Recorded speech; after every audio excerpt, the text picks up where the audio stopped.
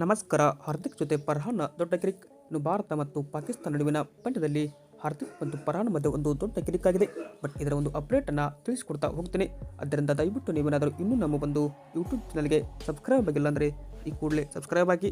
ಹಾಗೆ ನೀವು ಟೀಮ್ ಇಂಡಿಯಾದ ಅಪ್ಪಟ ಅಭಿಮಾನಿಗಳಾಗಿ ಈ ಒಂದು ವಿಡಿಯೋ ನೋಡುತ್ತಿದ್ದಲ್ಲಿ ದಯವಿಟ್ಟು ತಪ್ಪದೆ ಒಂದು ಲೈಕ್ ಮಾಡಿ.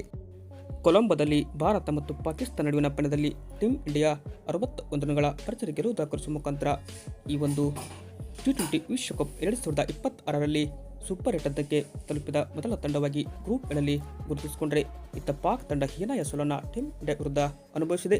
ಬಟ್ ಈ ಒಂದು ಪಂದ್ಯದ ಮಧ್ಯೆ ಒಂದು ದೊಡ್ಡ ಕಿರಿಕ್ ಕೂಡ ಇಲ್ಲಿ ನಡೆಯಿತು. ಅಂದರೆ ಈ ಹಿಂದೆ ಭಾರತ ಮತ್ತು ಪಾಕ್ ನಡುವಿನ ಪಂದ್ಯಕ್ಕೂ ಮುನ್ನ ಪಾಕಿಸ್ತಾನದ ಓಪನ್ ಬ್ಯಾಟ್ಸ್ಮನ್ ಆದ ಫರ್ಹಾನ್ ಅವರು ಒಂದು ಸ್ಟೇಟ್ಮೆಂಟನ್ನು ಬೂಮ್ರಾ ಅವರ ವಿಚಾರದಲ್ಲಿ ಕೊಟ್ಟಿದ್ದರು.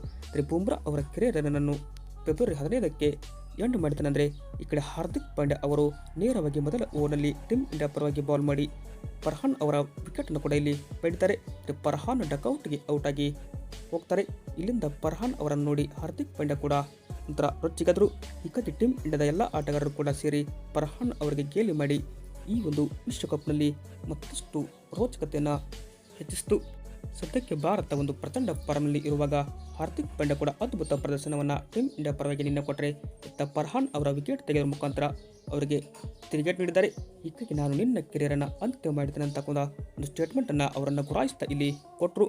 ಇದು ಏನಪ್ಪ ಅಂದರೆ ಭಾರತ ಮತ್ತು ಪಾಕ್ ನಡುವಿನ ಪಂದ್ಯದಲ್ಲಿ ನಡೆದ ಒಂದು ಹೈ ವೋಲ್ಟೇಜ್ ಕದನ ಕೂಡ ಇವು ಆಗಿತ್ತು. ಹೀಗಾಗಿ ಫರ್ಹಾನ್ ಅವರು ತಲೆ ಕೆಳಗೆ ಮಾಡಿ ನೇರವಾಗಿ ಏನಪ್ಪ ಅಂದರೆ ಸ್ಟೇಡಿಯಂ ಕಡೆ ಹೋದರೆ, ಈ ಕಡೆ ಟೀಮ್ ಇಂಡಿಯಾ ಆಟಗಾರರು ಇವರ ವಿಕೆಟನ್ನು ಕೂಡ ಇಲ್ಲಿ ಅದ್ಭುತವಾಗಿ ಸೆಲೆಬ್ರೇಷನ್ ಮಾಡಿದರು. ಇದು ಏನಪ್ಪ ಅಂದರೆ ಟೀಮ್ ಇಂಡಿಯಾ ಅಭಿಮಾನಿಗಳಿಗೆ ಖುಷಿ ಕೊಡ್ತು.